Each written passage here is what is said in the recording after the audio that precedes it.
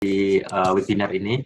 Moga-moga kerasan di webinar ini. Jadi kami mengadakan kegiatan webinar ini kedua kalinya Pak Dr. Tulus selama masa outbreak COVID ini. Tentunya ini memberikan pencerahan, wawasan buat warga Tangerang Selatan secara luas dan juga membantu tugas pemerintah dan pemerintah Kota Tangerang Selatan untuk bagaimana kita bersama-sama sebagai bagian stakeholder Kota Tangerang Selatan ini ikut dalam menjaga, ikut memerangi bagaimana mengurangi penyebaran COVID di Kota Tangerang Selatan. Nah, kiranya forum ini bisa dimanfaatkan oleh warga Tangerang Selatan dan teman-teman di PSI untuk bertanya, untuk menambah wawasan juga mengenai hal ini. Itu saja yang ingin saya sampaikan. Terima kasih. Monggo acaranya bisa dilanjutkan kembali. Wassalamualaikum warahmatullahi wabarakatuh. Waalaikumsalam warahmatullahi wabarakatuh. Terima kasih Ketua. Selanjutnya saya persilakan kepada Pak Dr. Tulus. Sambil mungkin saya share screen ya Pak Dokter. Atau mungkin ya, baik. Ya. Silakan Pak. Ya. Assalamualaikum warahmatullahi wabarakatuh. Selamat malam para pimpinan dari PSI di Dewan DPRD maupun masyarakat dan lembaga masyarakat yang bisa hadir di acara Wibmar ini. Mungkin mungkin saya cerita sebelumnya bahwa ini kondisi yang mana dalam pandemi COVID-19 ini merupakan kejadian yang sangat luar biasa baik di dunia maupun khususnya di Tangerang Selatan. Ya. Nah,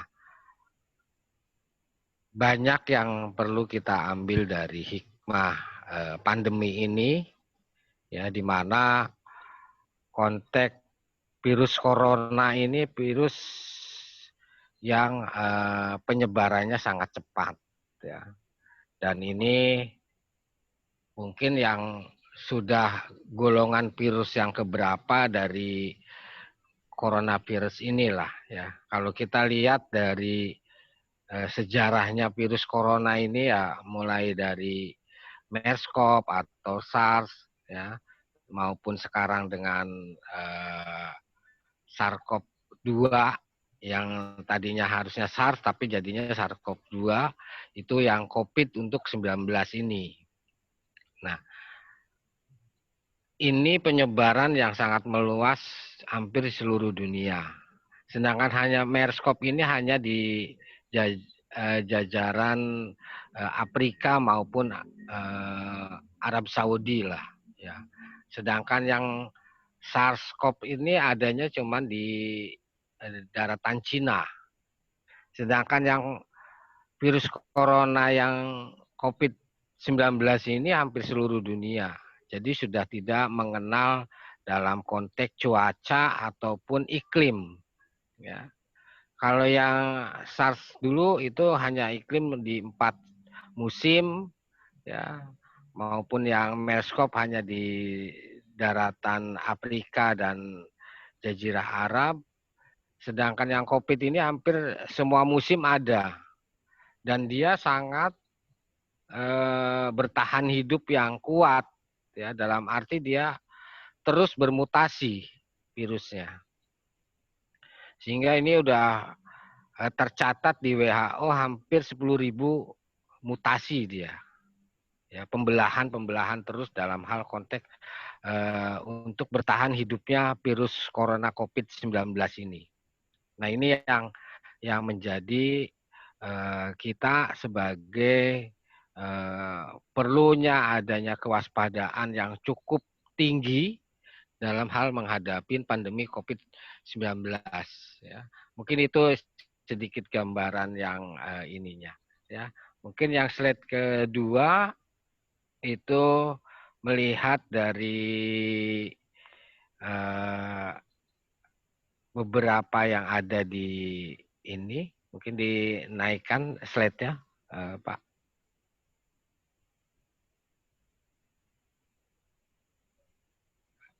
ya. Nah, ini yang terjadi ya, bahwa jadi COVID-19 ini mungkin sudah ada sinyal di dunia ini di bulan Oktober lah ya.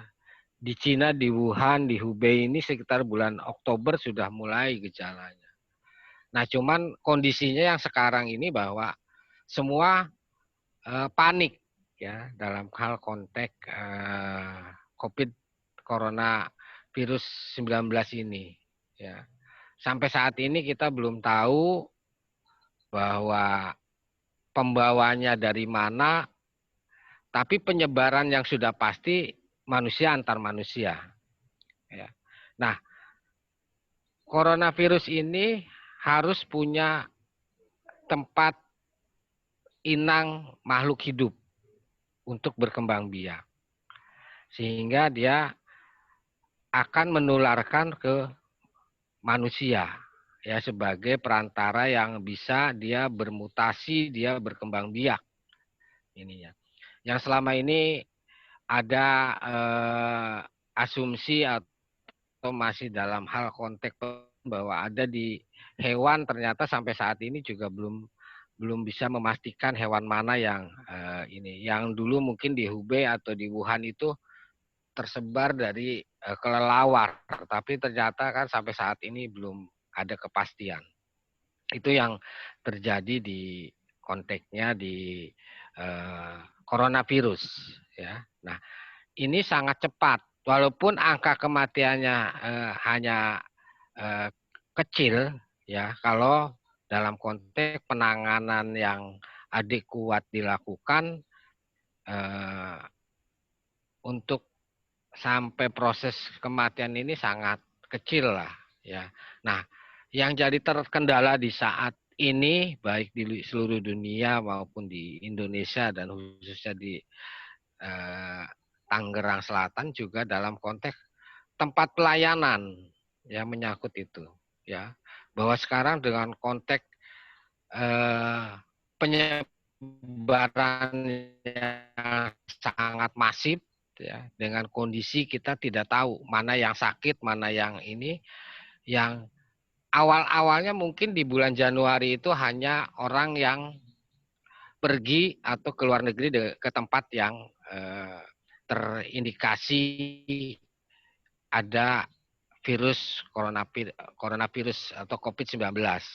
Tapi untuk saat ini sudah sangat kecil, artinya bahwa tetap walaupun ada kunjungan dari luar negeri, tapi sekarang kita sudah banyak transmisi lokal. Ya, awal untuk Indonesia mungkin transmisi lokal ada di DKI dan Depok lah. Ya, nah ini yang ininya, sehingga transmisi lokal itu yang terus berjalan, bahwa apalagi Tangerang Raya maupun Jabotabek, mobilisasi penduduknya hampir 60% ke arah transmisi lokal, baik ke DKI atau ke Depok ataupun ke Bekasi ya. Karena untuk saat ini Bekasi dan DKI itu urutan 1-2 lah ya. Ininya tingkat penyebaran maupun dalam kasus positif dan konfirmasinya yang paling tinggi. Sehingga itu yang sebagai transmisi lokal untuk saat ini ya. Nah, ini yang menjadi masalah, bahwa dalam konteks sekarang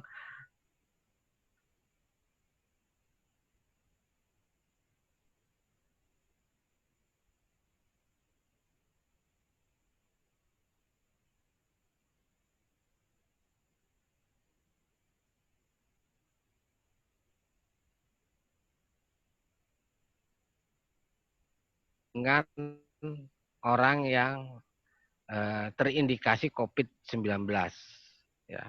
Karena penyebarannya lewat droplet ya. Dalam konteks droplet artinya bahwa ada butiran air yang tidak terlihat oleh kita secara kasat mata, tapi saat kita bersin, saat kita bicara, itu yang bisa nempel di orang terdekat dengan jarak 2 meter.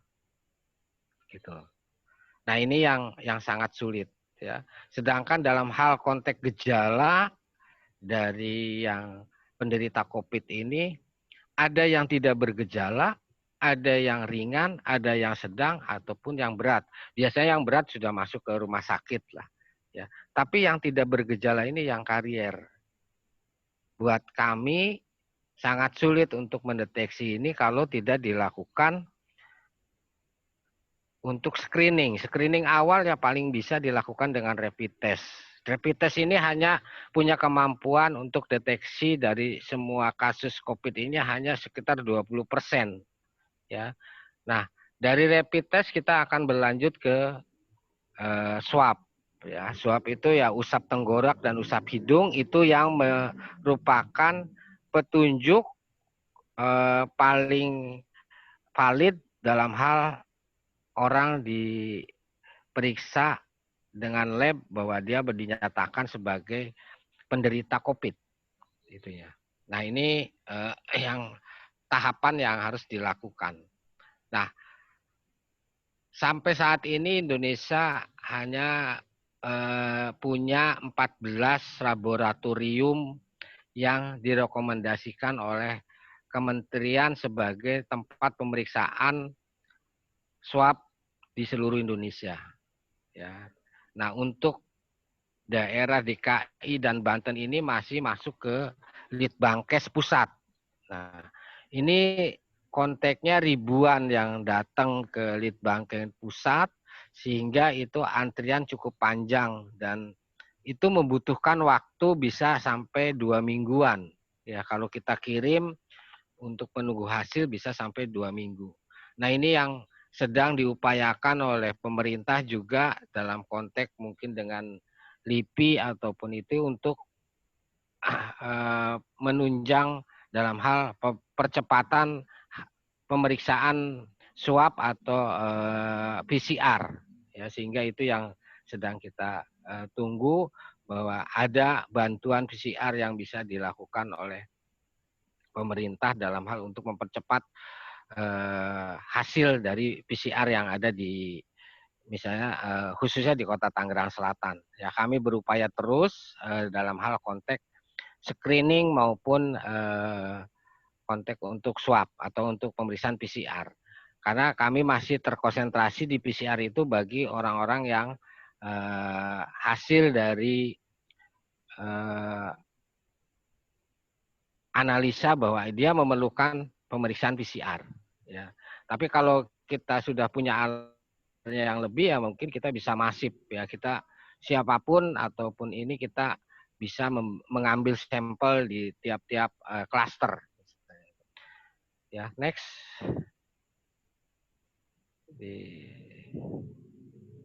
Nah, ini yang sangat potensi bahwa kondisi yang karier, ya. Karier ini tidak ada gejala. Ya. Dia bisa sampai 6 sampai 8 bulan menyebarkan. Ya. Dalam hitungan 6 bulan ke depan ya sampai 8 bulan ke depan dia akan menurun dalam konteks virusnya untuk daya penyebarannya. Ya. Jadi ini yang ininya. Kalau yang sakit ringan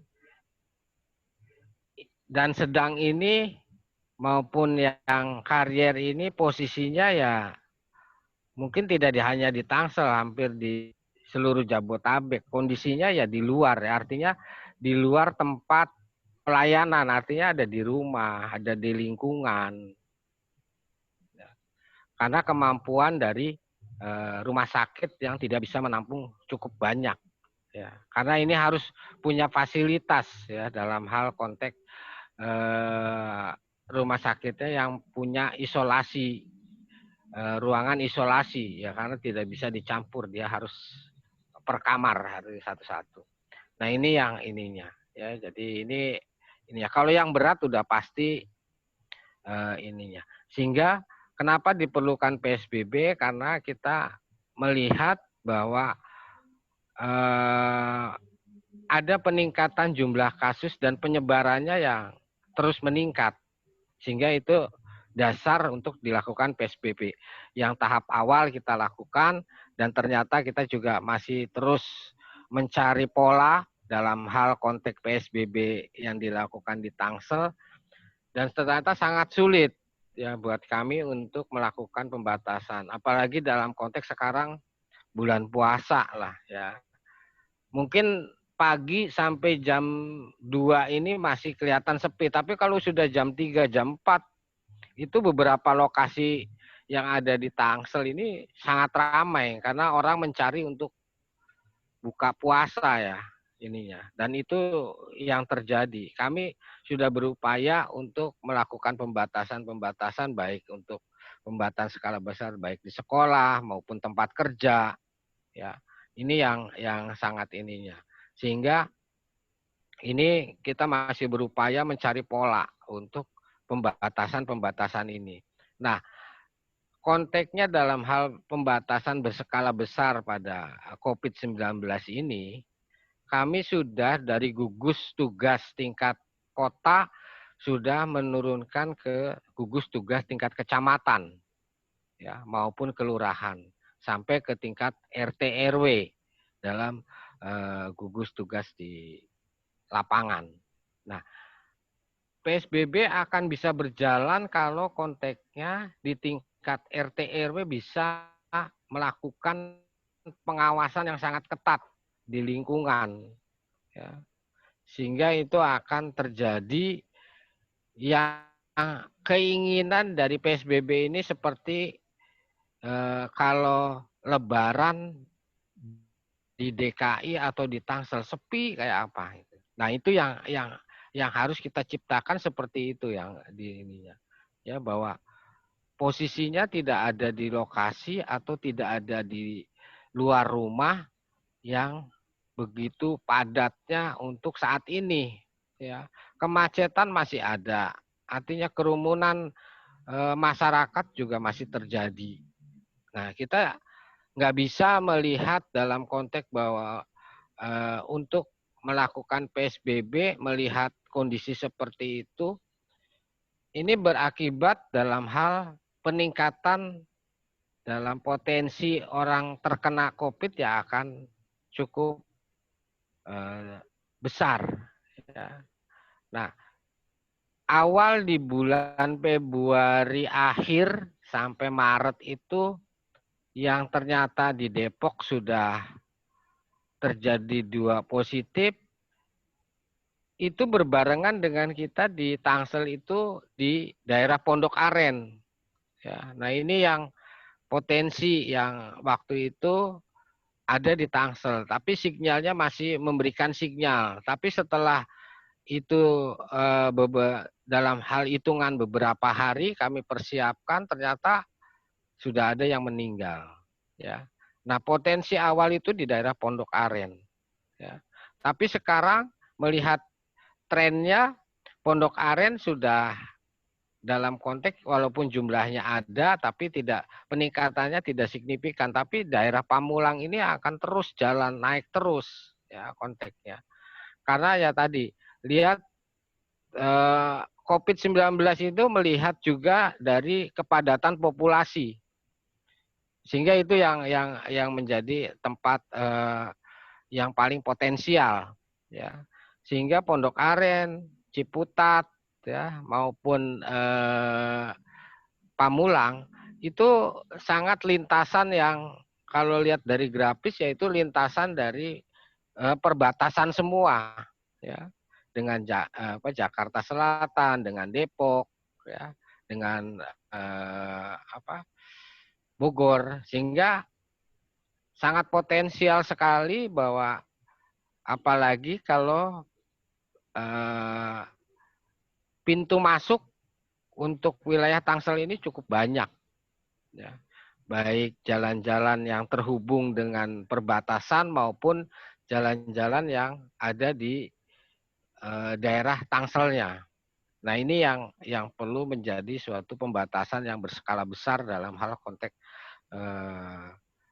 untuk meredam ataupun menurunkan angka penyebaran, ya itu yang terjadi. Mungkin next. Ya, slide yang selanjutnya.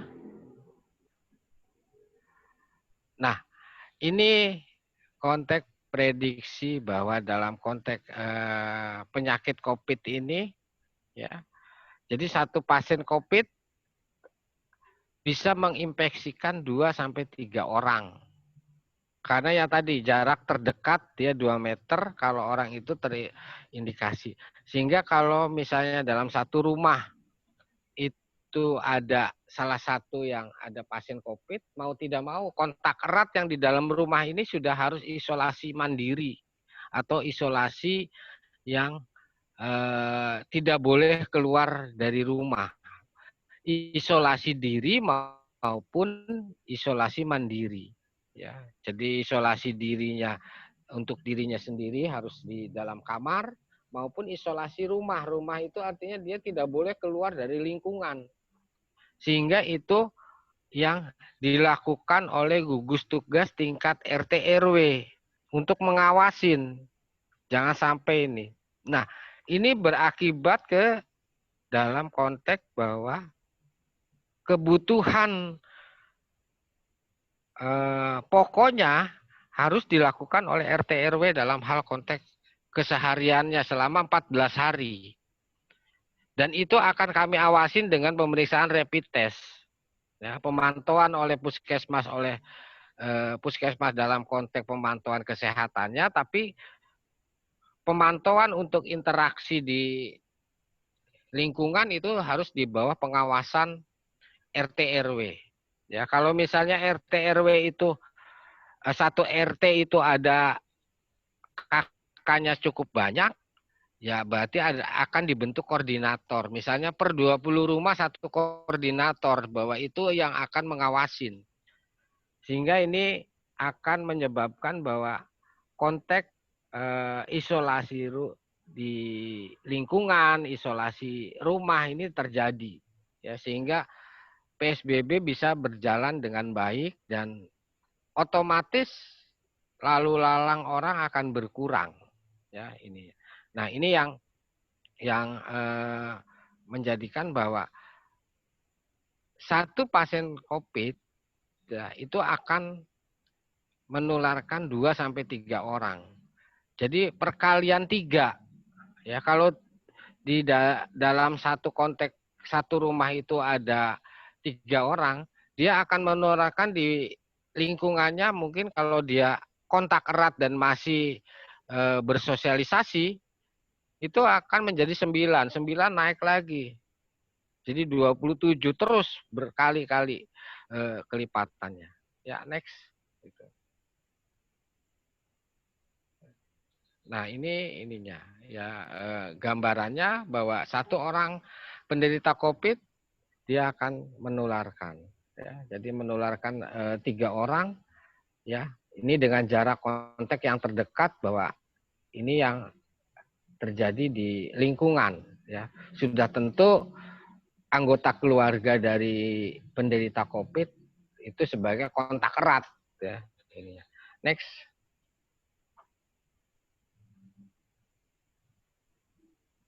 Nah, ini juga sama. Ya. Jadi ada perkalian 3, di sini 9 orang, 27 terus ini. Ya. Nah, ini yang buat kami baik di posko gugus tugas maupun di kesehatan kesulitan dalam konteks untuk menurunkan penyebaran, ya, karena ya tadi bahwa kita masih memerlukan cukup banyak dalam konteks tadi SDM, ya, baik itu untuk pemeriksaan maupun APD, masker maupun untuk rapid test dan PTM untuk swab, itu yang terus kami berupaya untuk memberikan yang terbaik lah, ya. Tapi ya ternyata sangat sulit, kita beli pun sangat susah lah untuk ini ya.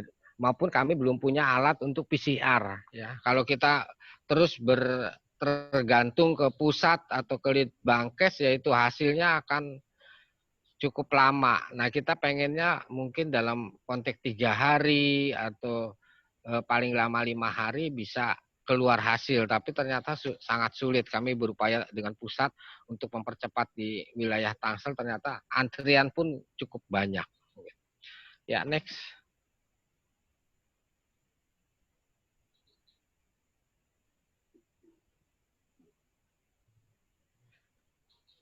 Nah, ini hitungannya. Nah, inilah cara penularan yang terjadi, bahwa adanya percikan, ya, droplet ini otomatis lah. Kalau bicaranya droplet ya nggak mungkin ada di udara, ya harus ada nempel.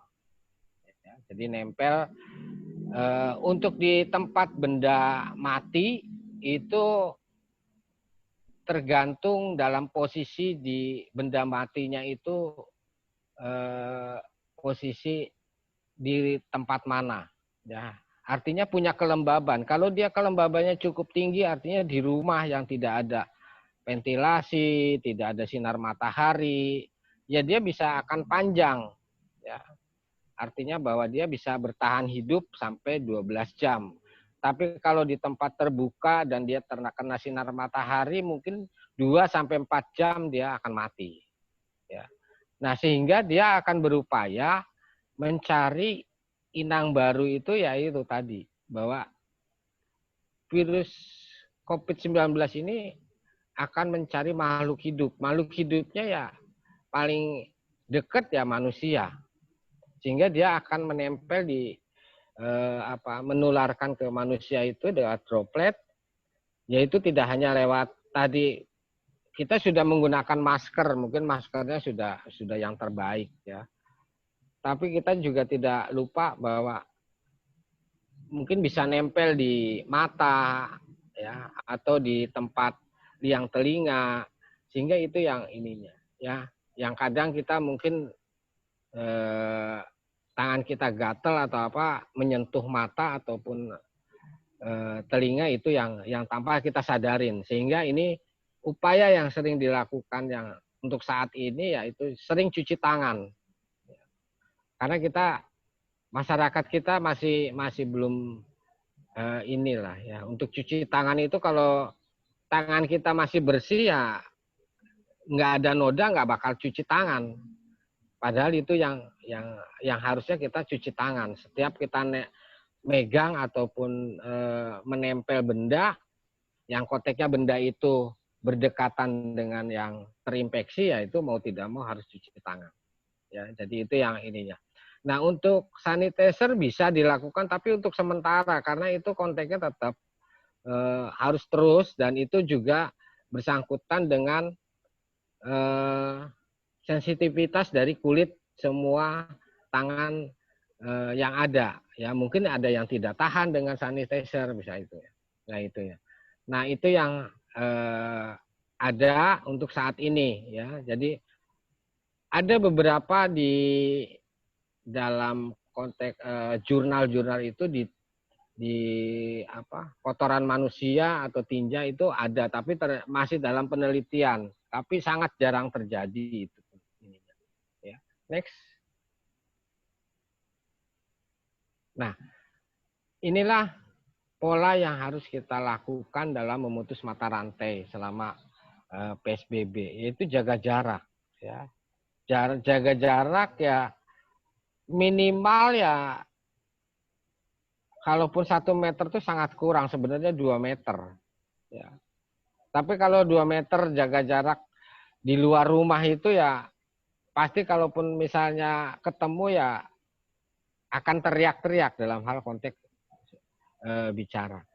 Ya, jangan ada kumpul, ya. Dan ini physical distancing udah harus dilakukan. Kalau physical distancing tidak dilakukan ya akan terjadi social distancing. Jadi kalau sudah social distancing berarti physical distancingnya nggak jalan. Ini, ya. Nah, ini juga sama, yang ketiga ini jangan keluar rumah, ya. Ini yang sangat sulit lah untuk Indonesia lah ya ininya. Karena kita tidak pernah punya sejarah Kalau orang yang di tempat 4 musim, mungkin bisa. Jangan keluar rumah. Musim salju nggak bakal ada yang keluar rumah, pasti di dalam rumah semua.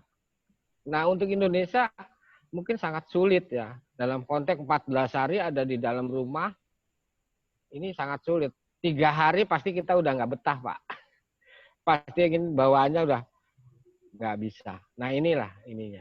Artinya bahwa ini pengawasan yang ada di lingkungan dalam konteks bahwa jaga jarak, jangan kumpul, jangan keluar rumah. Karena ini masih terjadi mungkin untuk khususnya di Tangerang Selatan, mungkin keluar rumah ini dalam hal-hal yang nggak penting juga masih dilakukan. Sebenarnya ini balik lagi bahwa dalam konteks tadi, satu dengan pola jarak, jaga jarak, jangan kumpul, jangan keluar rumah, ini balik lagi ke disiplin diri. Karena ini menyangkutnya bukan hanya dalam konteks penyebaran virus corona ini untuk masyarakat, tapi ya untuk anggota keluarga masing-masing. Ya. Sehingga ini yang perlu dilakukan ada isolasi diri. Kalau emang dalam konteks di rumahnya hanya 2 kamar, 3 kamar, sedangkan anggota keluarganya ada 6, ya mau tidak mau itu harus sadar diri bahwa kami perlu tempat untuk isolasi. Artinya bahwa kita bisa, Tangsel sudah mencoba untuk adanya rumah lawan COVID. Itu untuk isolasi. Sehingga mau tidak mau, demi menjaga lingkungan dan anggota keluarga, ya lebih baik isolasi. Ya, artinya melihat kelayakan di rumah. Ya. Kalau anggota keluarganya cukup banyak, nah ini dan jarak antar rumah pun cukup dekat, ya konteksnya bahwa di Tangsel dengan banyaknya perumahan, ya ataupun di rumah di lingkungan luar komplek yang begitu padat, ya ini yang tidak mau. Nah, kami mungkin untuk saat ini konsentrasi di dalam konteks masih di wilayah Tangerang Selatan, ya. Artinya bahwa mobilisasi dari penduduknya juga kami tidak bisa mengawasin. Mungkin dalam hitungan 2 minggu lagi atau 3 minggu lagi setelah Lebaran akan banyak yang akan masuk ke Tangsel. Nah, ini juga harus kita menjadi suatu perhatian bahwa mau tidak mau, ya. Ini yang ini. Ada beberapa dari grup masyarakat tentang misalnya salah satunya ya sebagai contoh aja Bapak Ibu. Adanya pembantu. Pembantu ini ingin pulang kampung. Ya. Penyatuannya memperbolehkan. Tapi saat mau masuk ke Tangsel dia harus karantina. Ya. Dan kami coba untuk melakukan karantina itu, ya, mencari lahan dan alhamdulillah ada itu hanya untuk beberapa. Tapi kalau jumlahnya sampai ribuan kami ya kesulitan. Karena itu harus karantina 14 hari. Baru setelah karantina 14 hari dinyatakan ini, nyonya dan tuannya baru bisa nerima pembantu itu.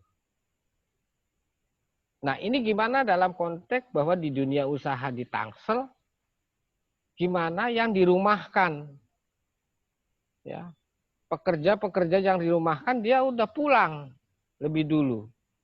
Sedangkan saat kembali, kami tidak bisa mengontrol. Karena pintu masuk cukup banyak ininya. Sehingga ini yang dalam hal konteks pembatasan maupun dalam hal konteks penanganan, ya tidak hanya menanganin suspek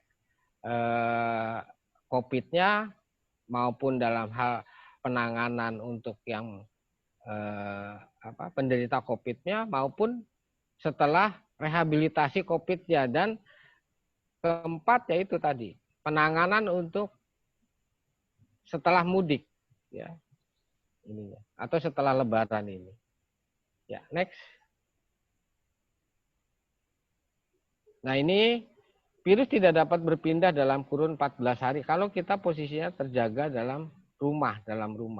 Artinya penyebarannya tidak bisa terjadi. Ya. Karena virus COVID ini sangat mudah bermutasi kalau dia tertekan. Kalau tertekan dia akan bermutasi untuk menyesuaikan dengan keadaan iklim. Ya. Tapi dia kalau di luar atau tidak di makhluk hidup, dia nggak bisa. Ya tadi hanya sebatas paling 6 jam. Ya, ataupun yang dalam konteks tempat lembab saya 12 jam. Nah, ini yang ininya. Jadi ini dalam hitungan 14 hari dia sudah melemas, tapi dalam konteks 28 hari virus itu bisa mati. Ya. Nah, ini atau musnah lah. Sehingga ini konteks bahwa adanya pembatasan sosial berskala besar itu yang harus dilakukan. Next. Ya. Nah, ini mekanisme virus ya perjalanannya. Ya. Jadi kalau orang sudah terkena, kita akan rapid dalam 7 hari kita akan melihat bahwa oh dia positif. Ya. Terus dia ini sinyal awal. Harusnya ini udah mulai dilakukan dalam konteks swab ya. Jadi kalau rapidnya positif, lakukan isolasi mandiri ya ataupun di rumah lawan COVID. Dan itu juga harus diawasin ketat oleh lingkungan ya. Artinya bahwa dia terkena ya kontak dalam 7 hari dia belum ada gejala tapi virusnya sudah berkembang dan itu bisa dideteksi oleh rapid.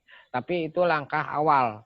Langkah keduanya yaitu dengan swab. Kalau itu dinyatakan positif tadi ya. Kalau dia positif dengan swab tidak ada gejala akan terjadi karier. Ya. Tapi kalau dia ada gejala maupun ringan sedang itu mau tidak mau harus masuk rumah sakit. Ya. Karena apa? Konteksnya itu akan mengancam jiwa. Sehingga itu yang harus dilakukan.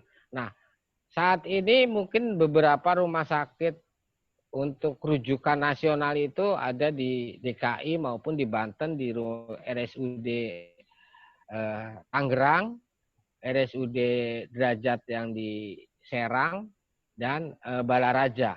Ya, jadi itu untuk wilayah Banten.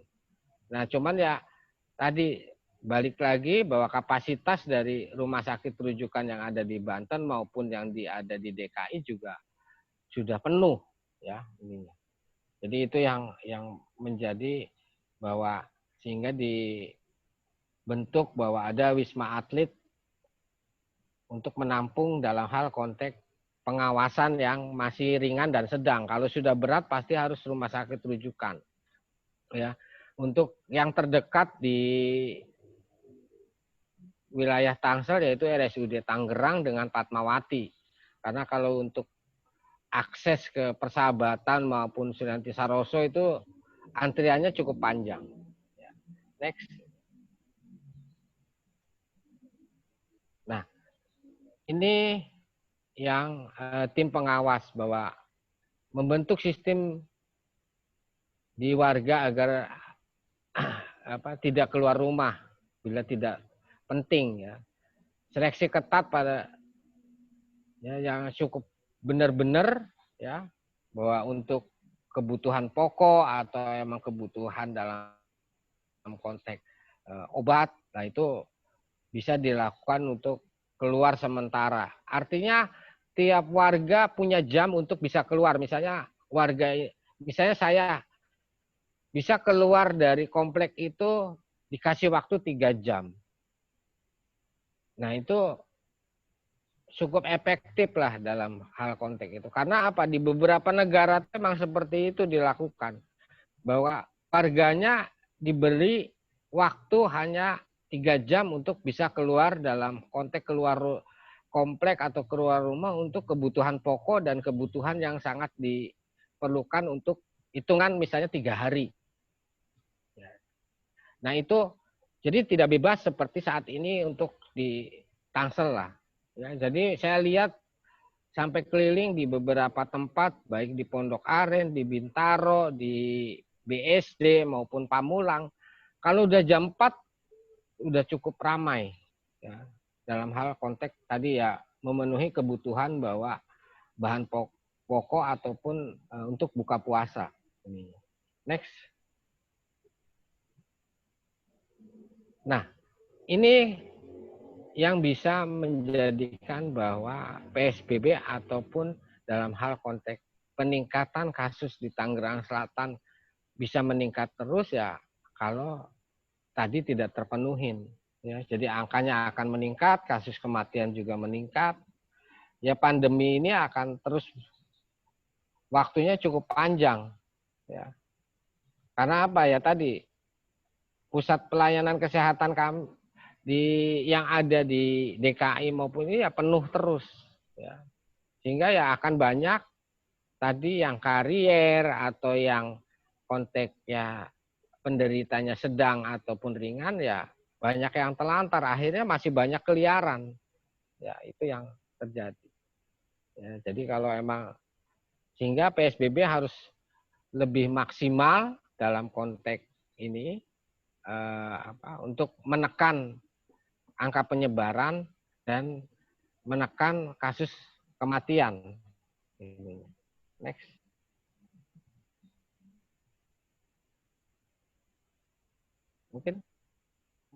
Mungkin itu yang bisa saya sedikit kasih gambaran dalam konteks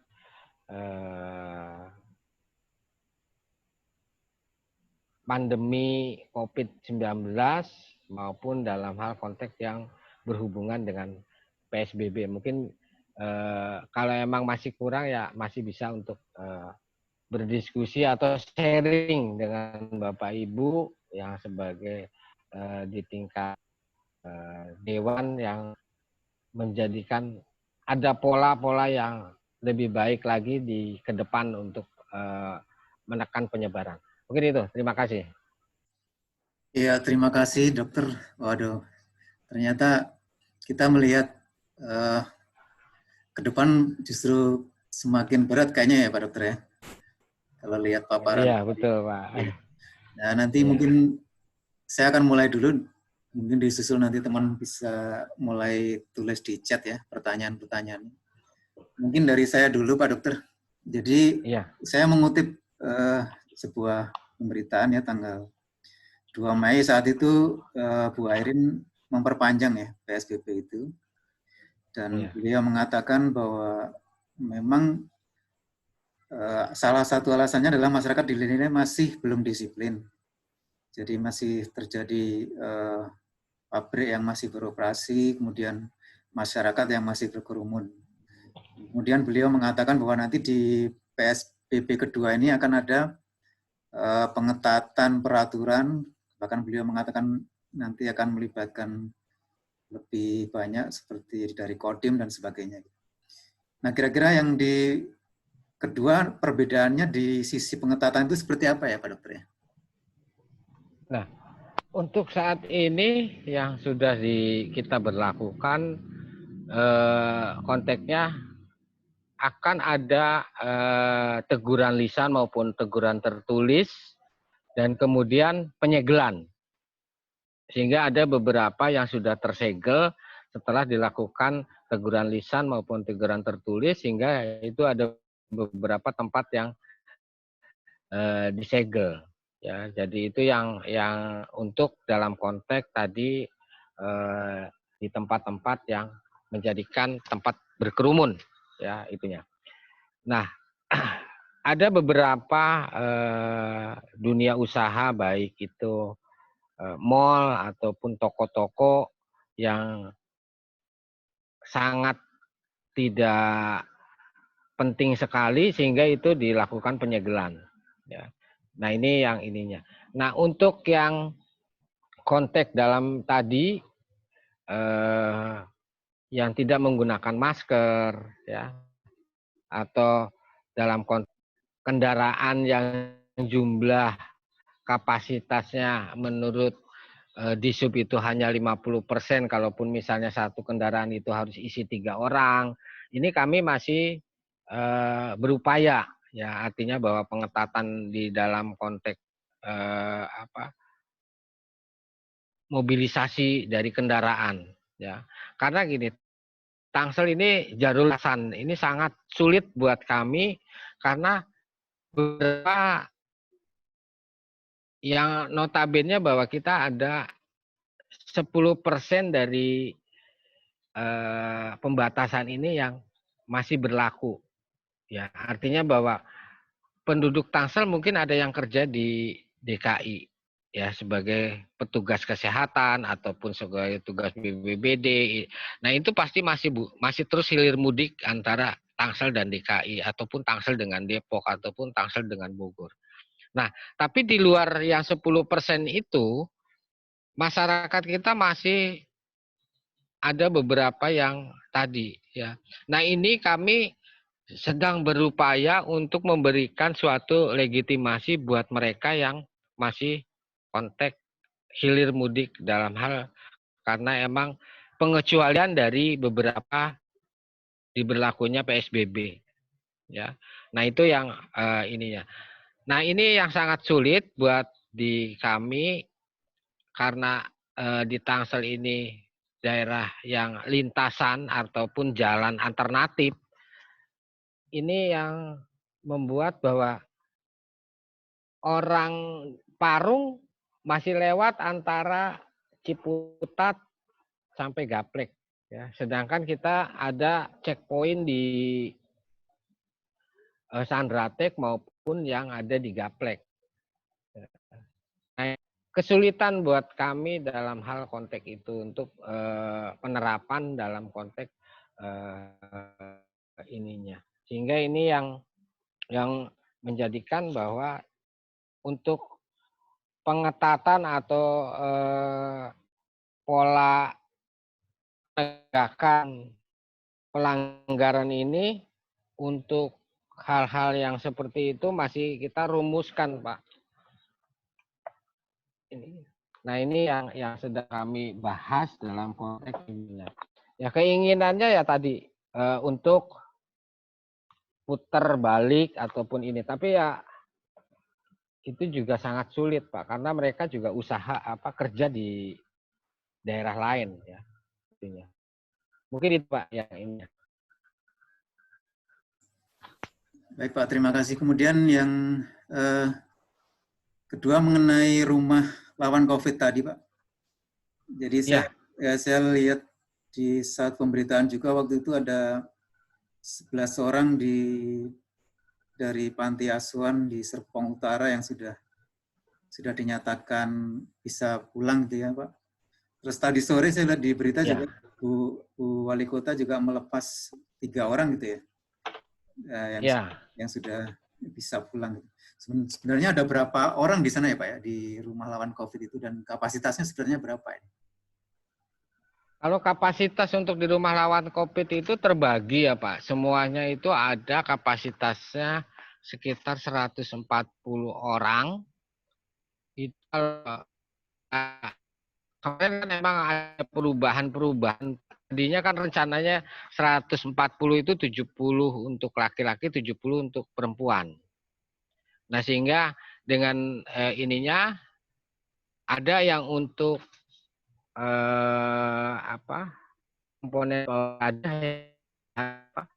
isolasi mandiri dengan isolasi di rumah lawan COVID dengan ODP yang positif maupun yang PDP yang kondisinya ringan atau yang karier. Jadi itu harus terpisah sehingga kami ada beberapa lokus ini, tapi tetap untuk yang terbagi laki dengan perempuan. Jadi totalnya emang 140-an.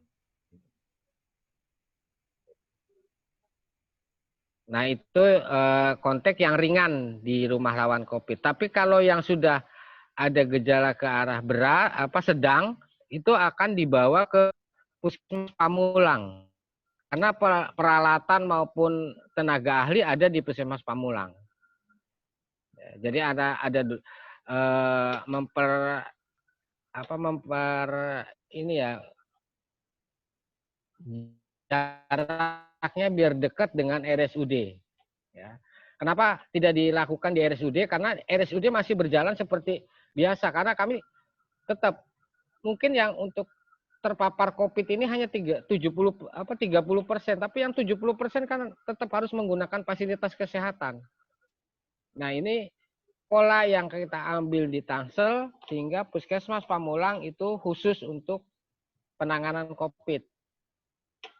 Tapi pelayanan kesehatan yang di RSUD masih berjalan, ya.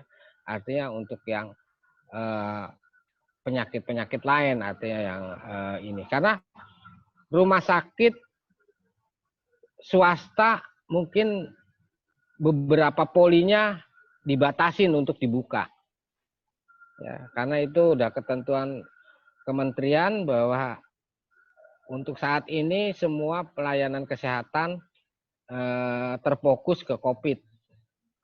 Nah, sehingga ini yang kami coba RSUD tetap melayanin untuk pelayanan kesehatan yang lainnya. Sehingga kita fokus di Puskesmas Pamulang. Walaupun tenaga ahlinya dari RSUD, jaraknya jadi agak dekat. Gitu. Tapi tetap dalam konteks untuk yang perlu dalam konteks statusnya naik ke berat, itu harus dirujuk ke rumah sakit nasional. Oh, tidak mau. Ini tuh gambarnya. Baik, Dok. Tadi menyambung mengenai fasilitas PCR yang belum ada ya, Dok, di Tangsel itu.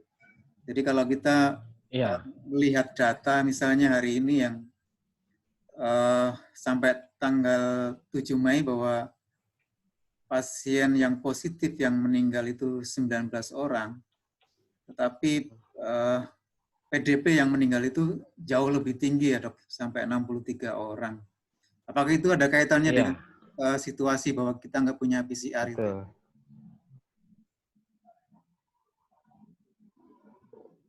Ya, itu dalam konteks ini ya, yang positif maupun yang PDP. Sebenarnya gini Pak, untuk pasien COVID ini kan semuanya adanya di konteks PDP. Ya. Setelah ada gejala sedang, dia mau mengarah ke berat, ini kan prosesnya sangat cepat. Sedangkan hasil swab ini kadang-kadang mungkin dari yang 63 ini ada yang akan beralih, ya. Tadinya PDP jadi positif, Pak, karena nunggu hasil swab. Ya. Sehingga ini yang 19 ataupun yang sekarang kan yang dirawat dari yang positif itu hampir 77 ya ininya. Yang positif tapi masih dirawat itu 77. Nah, sedangkan yang PDP yang masih dirawat itu 275 kalau enggak salah. Itu. Ya, itu 77 dengan 275. Ini yang perlu diawasin karena ini akan menjadi sumber penularan. Ini yang dirawat, konteksnya sampai saat ini tersebar mungkin sampai ke DKI, tidak hanya di Tangsel. Ya. Karena tadi fasilitas penuh, kapasitasnya sudah penuh. Ya. Nah, sehingga ini yang ininya. Nah, untuk kasus yang meninggal itu cukup banyak di PDP ya tadi, karena jumlah 275 ini kan mencari fasilitas, Pak. Nah, ini yang kita belum bisa menampung ini. Ya. Nah, sehingga mungkin ini yang tercatat. Kalau yang tidak tercatat tadi yang balik lagi bahwa kita belum bisa masif. Ya, kalau udah masif mungkin jumlahnya akan naik. Ya. Nah, memerlukan pusat pelayanan. Nah, kalau kita cepat dalam hal penanggulangannya, ya kita bisa menurunkan angka kematian. Ya. Karena tadi kita udah punya sinyal, oh ini kondisinya seperti ini, kita mulai fasilitas yang cukup memadai, SDM, fasilitas tempat maupun peralatannya cukup, ya kita namanya usaha, Pak. Usaha yang terbaik dulu, kalau udah takdir kan sangat sulit, Pak. Begini itu, Pak. Oke, Pak. Satu lagi terakhir dari saya, Pak. Ya. Beberapa saat lalu ya, saya mendengar satu ide yang sangat bagus ya dari pemerintah Kota Tangerang Selatan untuk menggunakan hotel sebagai tempat tenaga medis beristirahat ya, Dok. Iya, betul. Saya lihat waktu itu disebutkan ada 5 hotel yang siap di BSD maupun di Bintaro, disampaikan oleh Pak Wakil Wali Kota waktu itu. Tapi waktu itu pakai mekanisme pendaftaran dan sampai saat itu belum ada tenaga medis yang mendaftar itu. Kalau sampai sekarang update-nya seperti apa ya, Pak Dokter? Sudah ada sih Pak yang mendaftar, tapi kita alokasikan di tempat di Graha Puspitek, Pak.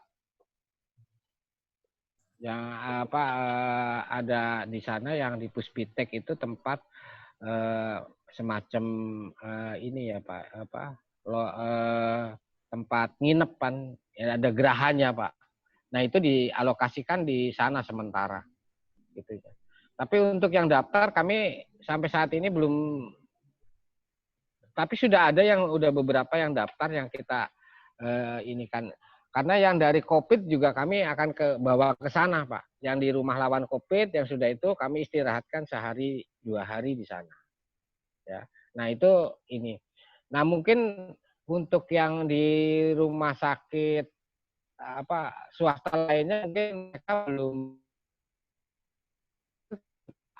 dari beberapa hotel ini masih dengan pembahasan dengan pihak rumah sakitnya, Pak.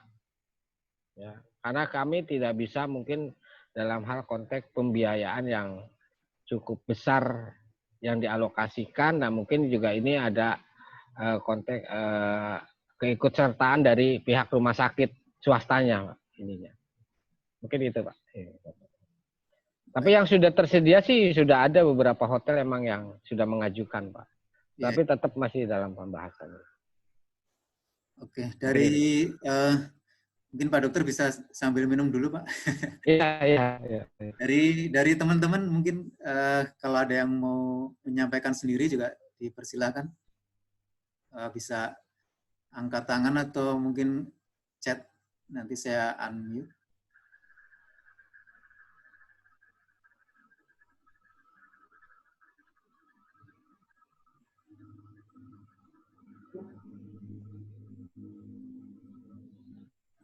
Ada dari teman-teman atau sudah cukup jelas semua?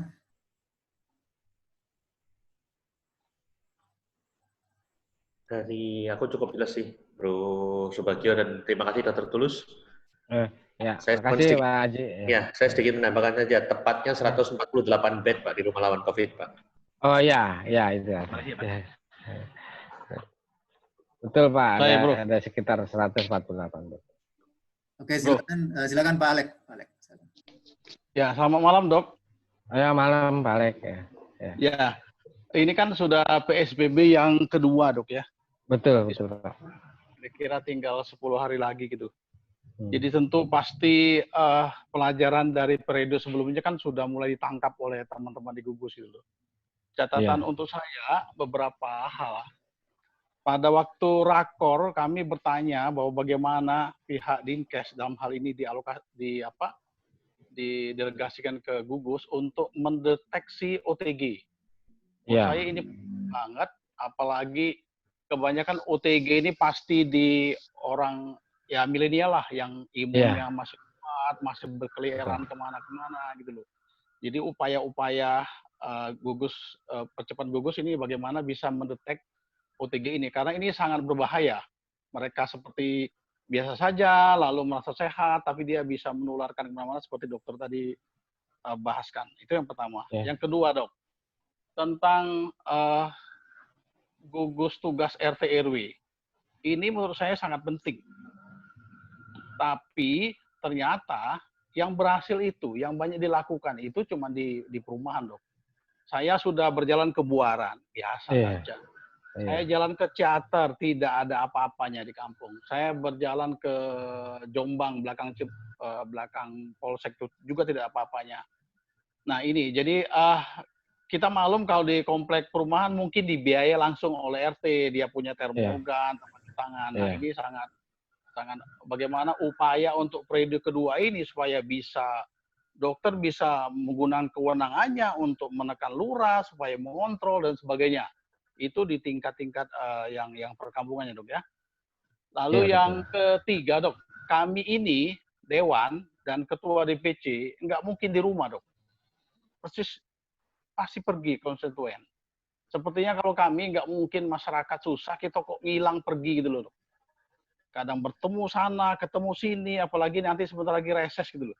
Sejauh mana kami ini bisa tertular, Dok? Padahal kami sudah pakai masker, pasti cuci tangan, bawa hand sanitizer gitu loh. Mungkin lalu menjaga jarak gitu loh. Itu yang kadang-kadang saya juga khawatir, tapi kalau saya tidur cuma di rumah aja, rasanya saya nggak fair. Kasihan dengan rakyat sudah menjadi. Begitu, Dok. Yang terakhir itu saya minta solusinya seperti apa. Terima kasih, Dokter. Terima kasih, Bu Bagio. Selamat malam.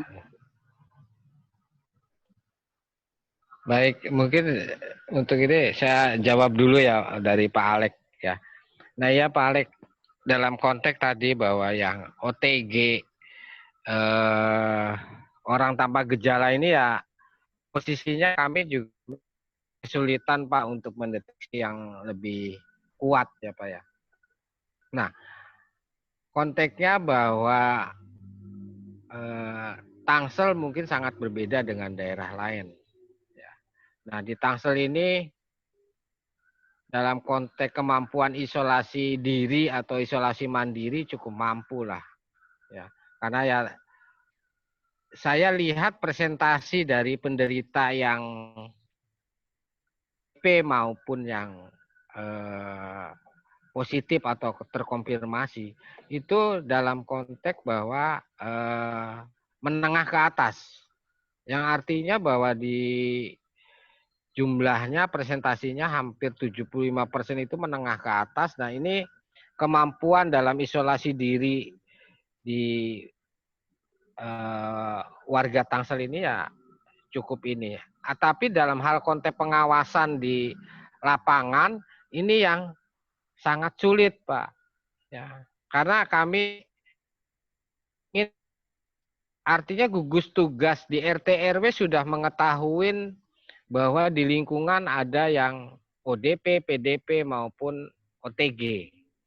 Sehingga itu yang harus diawasin. Cuman yang jadi masalah di tingkat masyarakat ini ya cukup panik Pak. Kalau udah disebutkan bahwa ada yang OTG di situ, wah, udah panik, udah pengen buru-buru dilakukan isolasi di rumah lawan COVID apa-apa. Sedangkan mereka punya fasilitas lengkap. Nah itu yang kami kesulitan. Ya, artinya harus ada persetujuan dari pihak keluarga, pihak lingkungan untuk melakukan kita evakuasi ke rumah rawan COVID. Nah ini masyarakat kita ya artinya kepanikan itu ya kita ambil segi positifnya ya boleh. Tapi mau tidak ya dalam konteks tadi bahwa pemerintah tidak akan bisa mencukupin apa yang menjadi kebutuhan di lingkungan ataupun di masyarakat. Nah, pola yang ada terjadi di RT saya ya, walaupun di perkampungan juga itu kita menyiapkan hampir semuanya lah. Artinya sesuai kemampuan dari warga kita punya lumbung. Ya, jadi kebutuhan pokok maupun ininya kita dari ini kita support karena menyangkut bahwa dalam konteks ini yang membutuhkan bukan hanya yang punya kategori ODP, PDP, tapi orang yang dirumahkan ataupun ini ya tetap mereka juga akan mencari atau akan terjadi social distancing karena dia harus menghidupin kebutuhan pokoknya. Nah, ini yang kami akan kalau kami di RT kami itu yang disupport oleh RT RW. Nah, RT RW betul untuk mengawasin sangat ketat dalam hal tadi konteksnya kalau emang di lingkungan ada posisi OTG, PDP ataupun ODP. Sehingga itu yang dilakukan di kami bahwa kalau satu RT ada 60, kita bagi 3 menjadi 3 koordinator. Jadi satu koordinator mengawasin 20 rumah atau 20 KK. Sehingga itu yang ininya. Artinya ini yang terlaporkan ke RT. Ya, artinya bahwa emang sangat sulit Pak di lapangan kami juga dalam beberapa hari itu. Nah, ini hak saya ini. Tapi menyangkutnya bukan. Artinya ini diperlukan pengamanan dan keselamatan yang komunitas. Artinya tidak egois, artinya ini harus kebersamaan dan harus bersatu. Kalau tidak ya akan sulit Pak ininya. Dalam konteks tadi di gugus tugas RT RW. Nah, itu pun sama baik itu di OTG ya kami sangat kesulitan ya untuk membawa ke rumah COVID dia mereka menengah ke atas Pak ininya. Sedangkan itu kan kita harus awasin dalam konteks bahwa orang yang dengan OTG yang artinya karier dia punya virus corona dan dia sangat bisa menyebarkan virusnya, tapi sangat sulit untuk diawasin. Ya, itu yang kesulitannya. Inginnya ya itu dilakukan isolasi, ya isolasi dalam konteks bahwa dia diisolasi yang terlama itu 28 hari. Nah, dengan menggunakan pemeriksaan yang dilakukan bahwa pengawasannya dengan pemeriksaan swab 2 kali. Itu yang harus dilakukan untuk OTG yang positif. Ini. Mungkin itu Pak Alek. Ya, terima kasih Dok. Ya, baik. Terima kasih. Ada pertanyaan lewat chat ini Dok. Prediksi kira-kira bisa nggak Dok kapan berakhir gitu sampai selesai semua? Nggak bisa ada. Iya Pak.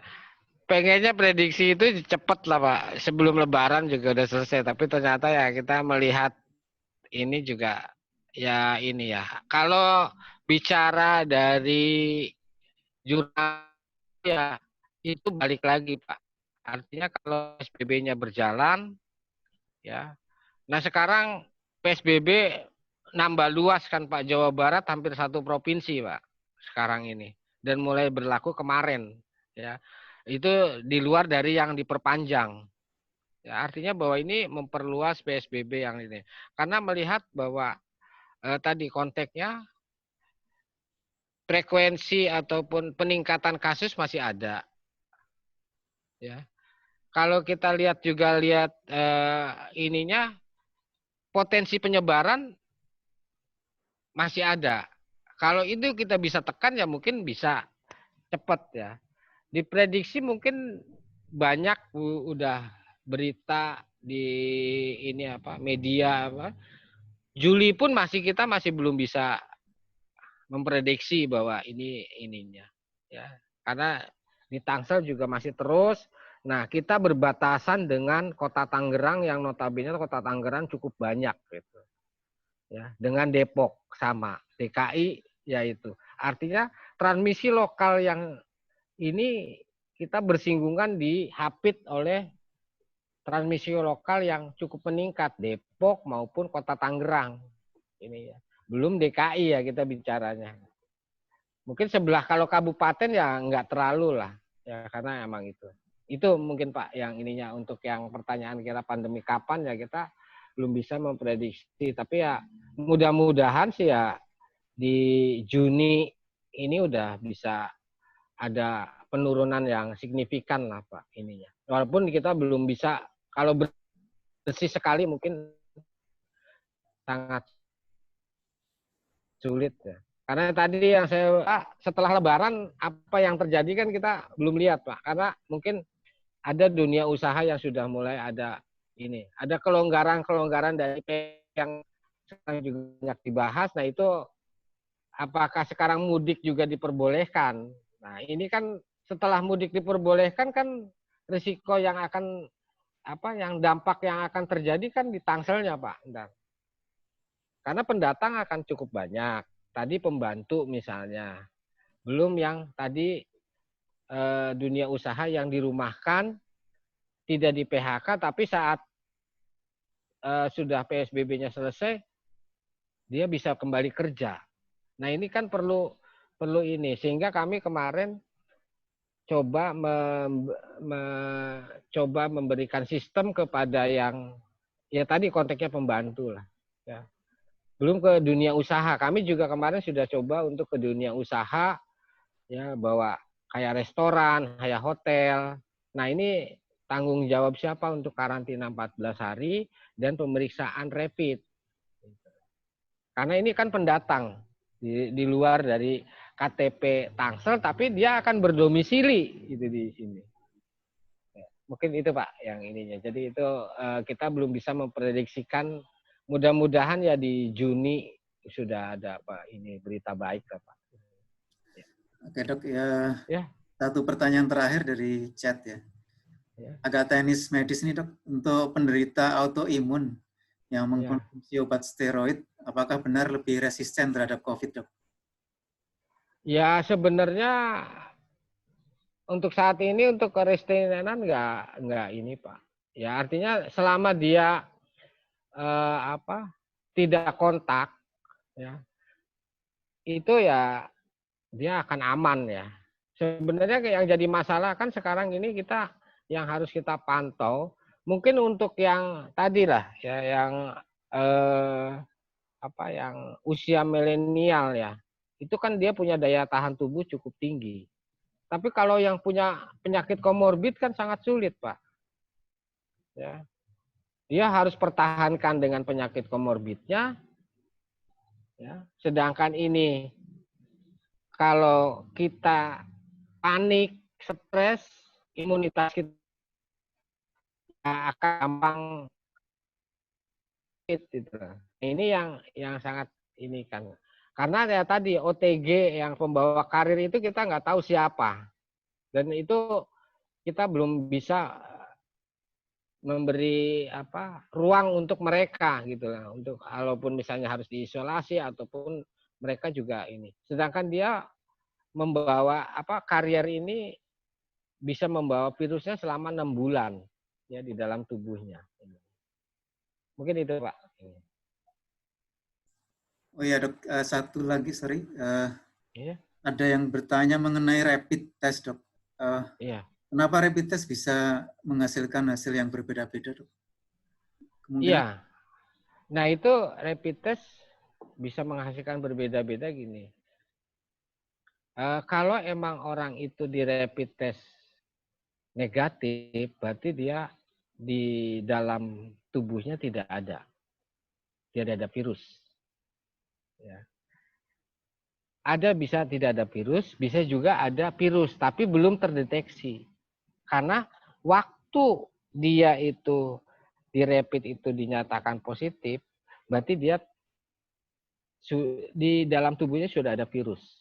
Tapi virus itu di dalam tubuh akan terdeteksi oleh rapid setelah 7 hari. Kalau sebelum 7 hari, itu sangat ini. Ya. Jadi satu sisi disiplin diri, satu sisi kejujuran. Misalnya saya ketemu sama teman saya yang pulang dari Hong Kong. Dia kan udah otomatis orang ODP. Ya. Karena dia sudah ada perjalanan. Nah, saya harus berhitung. Selama 7 hari ada gejala enggak? Oh, enggak ada. Oh, selama 14 hari enggak. Nah, ini yang perlu dilakukan, lakukanlah rapid test untuk mengecek bahwa ada nggak kalau sudah 14 hari otomatis antibodinya akan muncul kalau saya ada virusnya. Walaupun tanpa gejala. Gitu. Nah, ini yang hasil rapid itu seperti itu. Perjalanannya dia harus di atas 7 hari. Ya. Tapi dia dalam konteks 14 hari, titer antibodinya sudah turun. Nah, kalau rapid testnya positif, langkah selanjutnya swab. Jadi swab itu akan dilakukan untuk mendiagnosa lebih tepat. Benar nggak ini virusnya? Corona. Mungkin itu, Pak. Baik, terima kasih Pak Dokter. Karena waktunya sudah hampir selesai, mungkin untuk penutupnya, saya mohon dari Bro Ketua Fraksi PSI DPRD Tangsel, Bro Ferdiansyah, untuk memberikan kata-kata penutup. Silakan, Bro. Ya, terima kasih Mas Bagio. Malam Pak Dokter semuanya. Ya, PSBB sekarang sudah masuk dalam tahap kedua perpanjangan. PSBB ini tidak akan dapat berjalan dengan baik tanpa ada dukungan dari semua pihak. Memang pada dasarnya kita tidak akan pernah mengetahui jelasnya mengenai virus ini.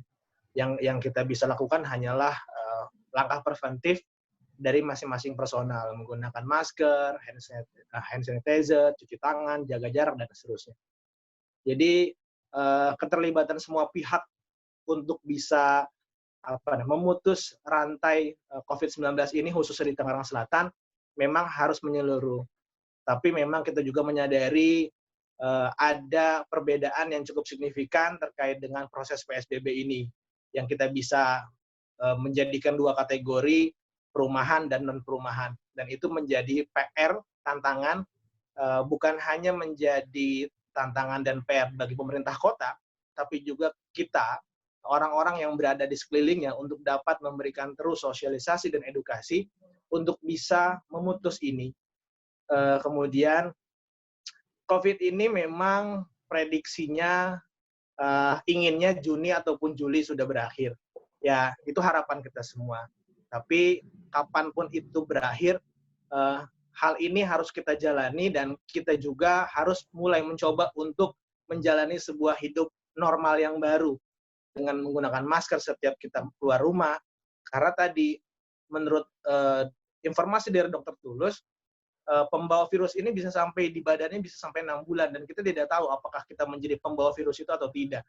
Karena yang paling susah dideteksi ialah orang tanpa gejala ini.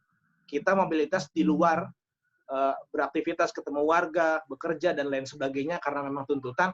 Hal itu yang menjadi kita bisa saja sebagai pembawa virus itu. Maka dari itu, terakhir dari saya, semoga pandemi ini yang di dunia, khususnya di Tangerang Selatan, bisa cepat mereda dan kita bisa menjalani tanda petik kehidupan normal seperti sedia kala. Itu saja mungkin dari saya, Mas Bagio. Terima kasih. Amin, amin. Terima kasih, Bro Ferdiansyah. Jadi doa kita bersama juga ya. Dari Pak Dokter ada satu closing, Pak? Oke, cukup ya buat saya sih itu aja sih. Tadi dengan Pak Ketua ya cukup. Oke. Baik, terima kasih yang sebesar-besarnya Pak Dr. Tulus atas waktunya dan juga penjelasan diskusinya selama 1,5 jam ini. Teman-teman dari PSI Tangsel, terima kasih dari fraksi PSI. Terima kasih semua Pak Dokter, Mas Bagio. Selamat malam. Sama-sama Pak. Malam. Terima kasih Dr. Tulus. Ya, sama-sama. Ya, makasih Pak Haji. Ya.